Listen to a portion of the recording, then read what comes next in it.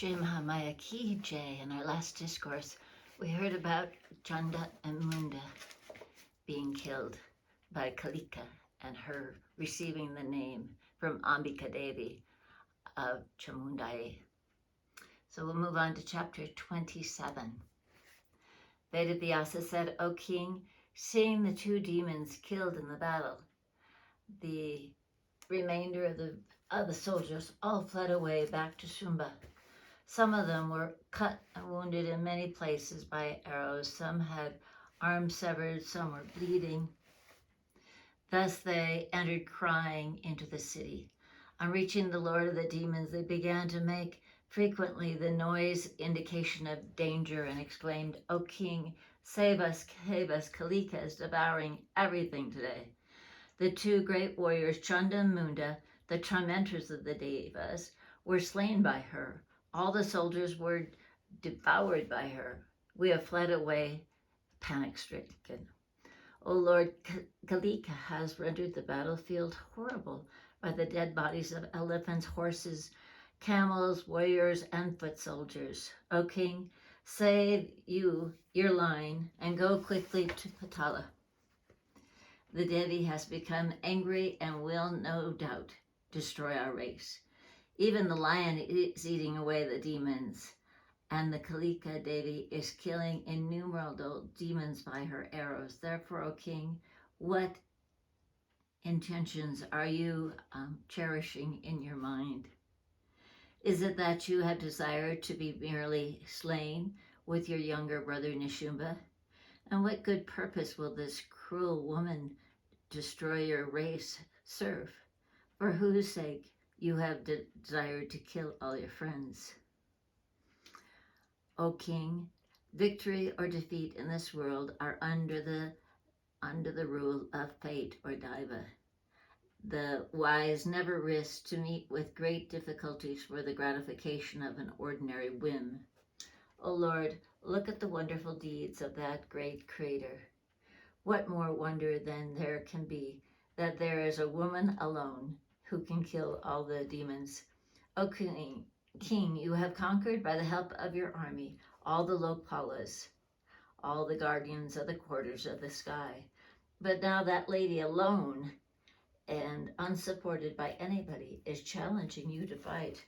O queen, in ancient times, in the holy pilgrimage place of Pushkara, the sacred place of the Devas, you performed austerities there, and Brahma, the grandsire of all the worlds, came to you to grant a boon. Then you asked the boon and wanted to become immortal. But when Brahma refused to grant it to you, you were granted that you would not be killed by any male being, be he a deva, a demon, a man, a naga, a yaksa, or any other person. O Lord, for that very reason, we think now that this lady has timely come to kill you. Think it over seriously and cease fighting. O Queen, this Devi is the great Mahamaya, the highest Prakriti. It is she that devours everything at the end of the Kalpa. This auspicious Devi is the creatress of all the worlds and the Devas. She is the embodiment of the three qualities endowed with all the powers. She is Tamasi, i.e., the destructress of the whole world. This Devi can never be conquered, imperishable, eternal. She is the Sandhya and the refuge of the Devas. She is Gayatri, the mother of the Vedas. She is all-knowing and always manifested. This undecaying lady is void of any prakritic attributes, though she at times possesses attributes. She is success incarnate and bestows success to all. She is bliss herself and gives bliss to all. This Gauri bids all the Devas discard all their fears. She is Suddha Sattva, thus knowing, O king, quitting the inimical feelings toward her, seek refuge into her. The Devi would then certainly protect you. Be obedient to her and save your race. Then the remover the remaining demons will be able to live for a very long time. Hearing these words, Sumbha, the conqueror of the Devas, told them truly in words becoming of a hero.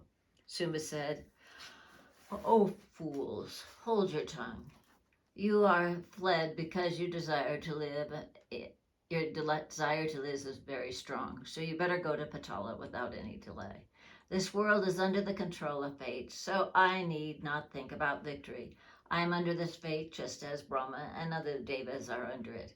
Brahma, Vishnu, Rudra, Yama, Agni, Varuna, Indra are all under the sway of this destiny.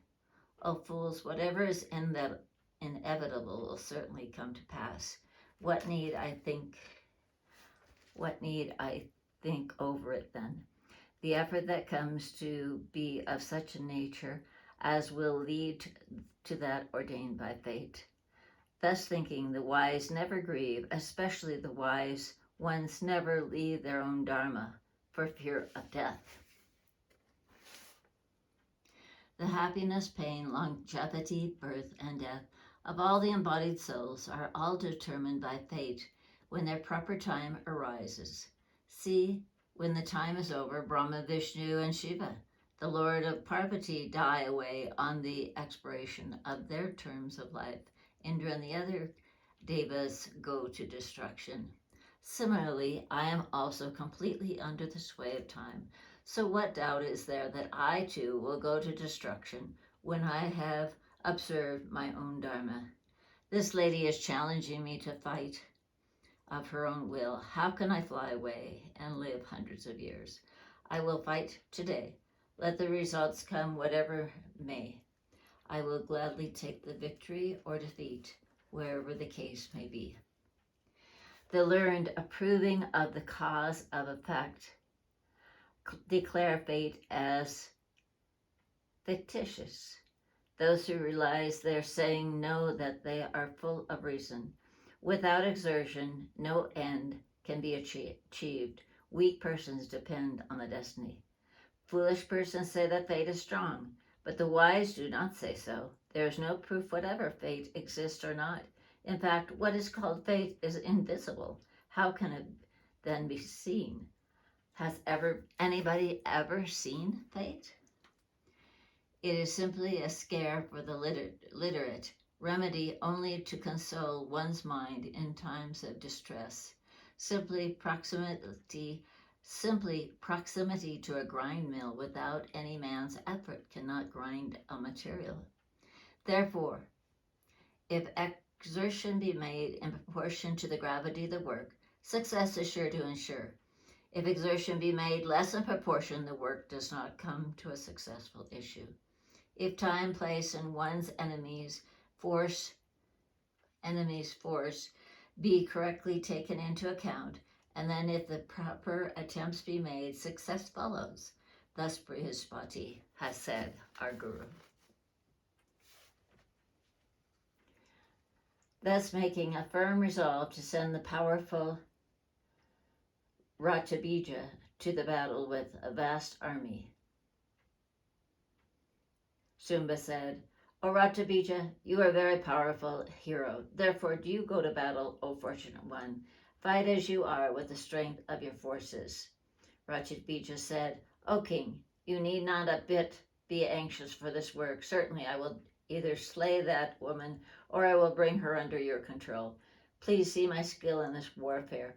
That lady, favorite of the gods, is worth nothing. I will just now show you and conquer her and make her your slave. Thus saying, the powerful Ratabija mounted on his chariot and went to the battle accompanied by his forces. The battalions consisted of cavalry, infantry, chariots, and elephants. Thus surrounded, he departed from the city for the Devi, seated on a mountaintop. Then the Devi, seeing him coming, blew her conch shell. The demons were terrified at that sound, and the joy of the Devas increased. Hearing that sound, Ratabija came very hurriedly to Chamunda and began to speak to her sweetly. O girl, do you think the weak and thus do you think me weak and thus want to terrify me with the sound of a conch shell? O lean one, have you taken me for a inferior warrior? O sweet-speaking one, my name is Ratabija. I have come here for thy sake. If thou desirest to fight, be prepared. I am not a bit afraid of that.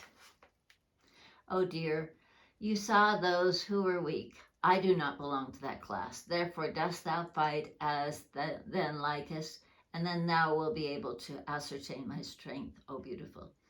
If thou didst serve the old persons before, if thou hadst heard the science of politics and morals, if thou hadst studied the political economy, joined the assemblage of the Pandits, or if thou hast been well versed in literatures and tantras, then hear this my good counsel, which will serve as a medicinal diet to thee. Out of the 9 sentiments, the Sringara, amorous love sentiment, and Shanti, peace, are considered to be the chief by the assemblage of the Pandits. Again, out of these 2, the love sentiment is the king. Drenched with sentiments, Vishnu lives with Kamala. Brahma, the four-headed, lives with Saraswati. Indra with Sachi, and Shiva resides with his wife Uma. The tree stands with creepers surrounded it. The deer lives with their female deer. The pigeon lives with the female pigeon. Thus all beings are very attached to these sentiments of remaining in couples. Those who cannot enjoy owing to certain disease or illness, they are deprived by fate of such enjoyments. Those who are ignorant of this love sentiment in couples, they are deprived of it by the sweet jugglery of words of the cheat, and yet attached to the peace sentiment. When delusion, the destroyer of buddhi, the common sense, occurs, when the violent, indomitable anger, greed, lust arise, where then is the place for knowledge and dispassion? Therefore, O auspicious one, dost thou marry the beautiful Sumbha on the power of or the powerful Nishumba. When Ratabija spoke all these words standing before the Devi, Kalika, Ambika, and Chamunda began to laugh. Here ends the 27th chapter of the 5th book on the description of the war of Ratabija in the Srimad Devi Bhagavatam, 18,000 verses of Maharishi Veda Vyasa. Jai Mahamaya ki, Jai Bole Baba ki, Jai.